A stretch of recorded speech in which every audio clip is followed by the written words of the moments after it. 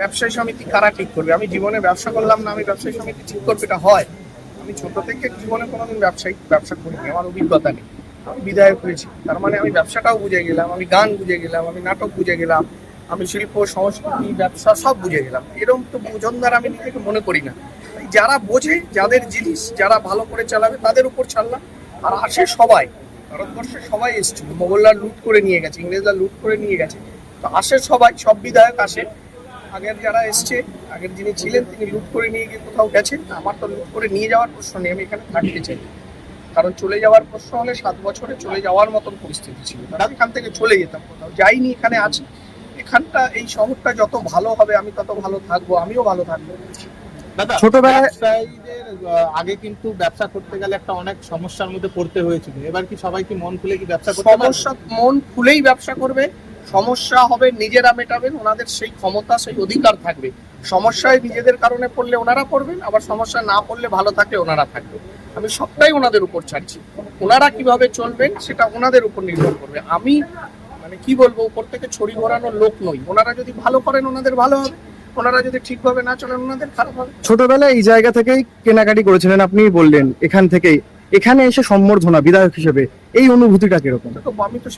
সেটা তো on stage বললাম, যেটা তো একটা তৃপ্তির জায়গা, যে শহরে বড় হয়েছি, যেখান থেকে এই দোকান থেকে, এই যে অপসরা দোকান থেকে আমি ছেলেবেলায় জামা কাপড় এই দোকানেই এসে কিনতাম, বিকাশ লাইব্রেরি থেকে বই কিনতাম, নবকুমার থেকে বই কিনতাম, সেসব ওই সামনের দোকানটা থেকে বেল কিনতাম। তো এগুলো স্মৃতি, তো মানুষের তো স্মৃতিচারণ করতে ভালোই লাগে যদি সে মানুষ হয়। প্রতিটা মানুষ বড় হয়ে যাওয়ার পর তার কোথাও ছেলেবেলায় ফিরে যেতে ভালো লাগে, প্রতিটা মানুষেরই ভালো লাগে, সেই ভালো লাগা আমারও ভালো লাগে।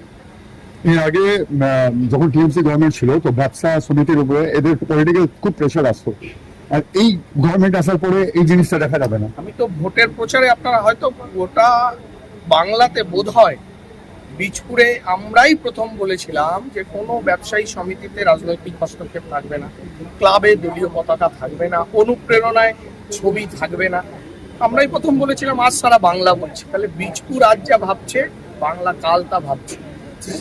সেই পলিসি অনুযায়ী কোনো ব্যবসায়ী সমিতিতে রাজনৈতিক হস্তক্ষেপ থাকবে না, ওনারা করবেন। ওনারা যদি সর্বসম্মতিক্রমে কিছু করতে পারেন সেটা হবে, যদি সর্বসম্মতি না হতে পারে ভোটাভুটি হবে। একটা কথা দাদা, যে আপনার বাগমোড় বাজারের ওখানে একটা বার্তা শুনেছিলাম, যেখানে আপনি বলেছিলেন কি 15 দিন হয়ে গেছে এখন সম্ভাবনা প্রোগ্রামটা বন্ধ করো, নিজের কর্মীদেরও বলছেন কি এখন আমাদেরকে কাজ দেখাও। তো এই সময় দেখা যাচ্ছে কি সুদীপ্তা দাস নিজের কর্মীকেও ছাড়বে না কাজের ক্ষেত্রে। আচ্ছা, আমরা কেন হলাম, আমি এমএলএটা কেন হলাম? আমি হাওয়ায় হয়, মানে আমি পৈতৃক সম্পত্তি সূত্রে বিধায়ক পদ পাইনি তো। আমি কেন পেয়েছি? মানুষ ভরসা করে দিয়েছে, তো মানুষ যেটা ভরসা করে দিয়েছে সেটা তো কেউ নিতে পারে।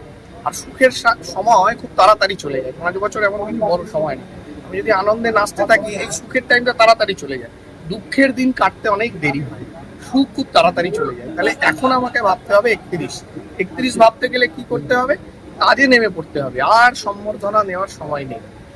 তাদের পাশাপাশি যেমন কথা সেরকমই কাজ। পান ভারত হবে, অন্নপূর্ণা ভান্ডারে লক্ষ্মীর ভান্ডার থেকে কর্মসূচি করা শুরু হয়ে গেছে, সব কাজ হবে, একদম দ্রুত হবে।